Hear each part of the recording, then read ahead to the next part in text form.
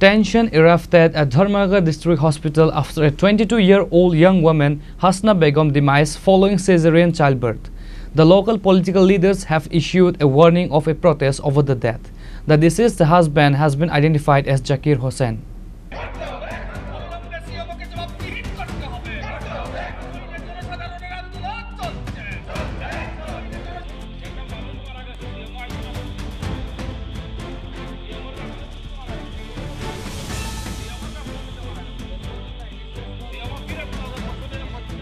Hasna Begum, wife of Zakir Hossain, reportedly died following a caesarean section, while the hospital authorities offered a preliminary cause of death, citing cardiac arrest or maybe due to an anxiety attack.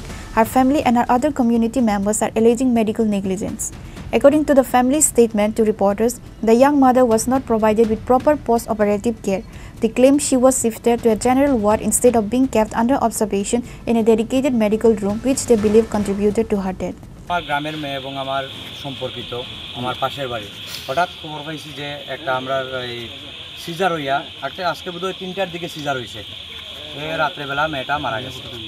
আবার পরে দেখলাম যে এই সিজারের পরে post operative রুমে রাখা হয়, সাধারণত রোগীদের বা ওই আইসিইউতে রাখা হয়।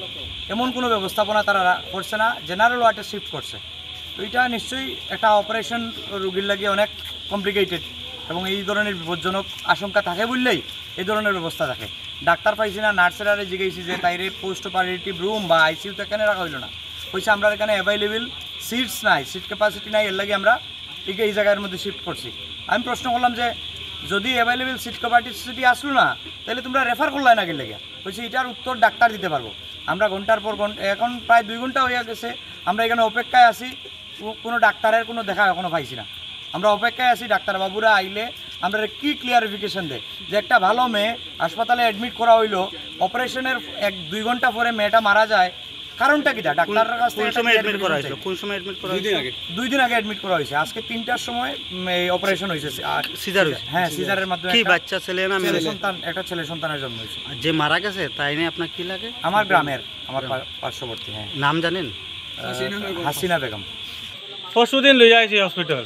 আচ্ছা, এরপরে আবার পরে তারা কইছে টাইম হইলে হইব, তাই টাইম হয়েছে কইছে টাইমের পরে কইছে এখন ওইতো না সিজার করতে লাগবো ওদিন, তো সিজার করতে লাগবো। তো আমারও কইছে তখন তারা সিজার করছে। আরবার সিজার করার পরে তো ধরো আমি ঘন্টা আনি করে আইছি, আইয়া আমার মাইয়ার লগে আমি হাত ধরছি, আমার মাইয়া আমার দিকে চাইছে, হাসিছে, আর এমনি খালি দেখাইছে জল খাবার লাগে, মানে জল খাবার লাগে কইছে। আমি একটু কইছি জল খাবার, কইছে না জল খাবানি যাইতো না ওদিন। In contrast, a hospital faculty member stated that all necessary procedures were followed and attributed the death to a sudden medical complication.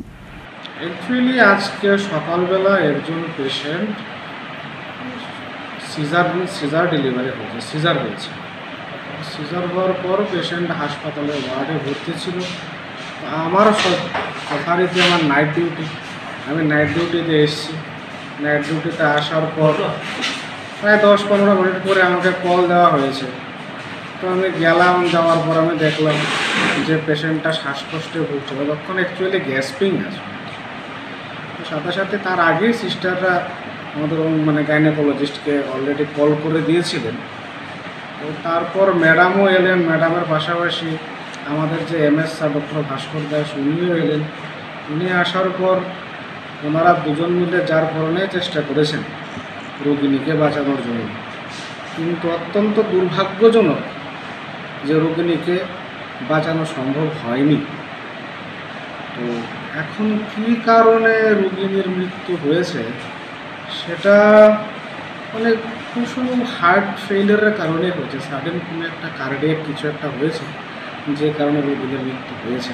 সেটা নিয়ে আমরা সত্যি দুঃখিত যে তরতাজা একটা প্রাণ বাঁচাতে পারলাম না, আমরা শুধু চেষ্টা করি।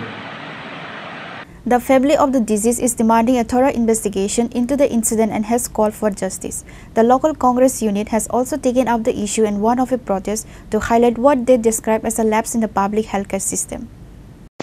শিশু আছে, তার খাওয়ার ব্যাপার আছে, আমরা বডি লইয়া আমরা যাই মুগিয়া, কিন্তু আগামীতে যে আন্দোলন হইব ধর্মনগর হাসপাতালের এগেনস্টে, হাসপাতাল চত্বরে আমরা কিছু করতে পারতাম না, যেহেতু এখানে রুগী আছে। ধর্মনগরে এমন আন্দোলন হইব যদি কোনো law and order situation create হয়, এটার লাগে দায়ী কিন্তু থাকবেন আপনারা। আমি পরিষ্কার ভাষায় কইয়া দিয়া, ধর্মনগরে স্বাস্থ্য ব্যবস্থা নিয়ে যা চলতেছে মানুষ আর সহ্য করতো না এটা। একজন এমএস তাই যদি কোয়ার্টার থেকে হাসপাতালে আইতে পারে না, 10টার সময় রুগী মারা গেছে, 10টার থেকে এত মানুষ এখানে, তাই এত বড় নবাব হয়েছে, তাহলে এই আন্দোলন তাই সামাল দিতে হইব আগামী দিনে যে আন্দোলন হইব। The situation remains tense as authorities have yet to release an official statement regarding the family's allegation. Bureau Report, Chinikhora.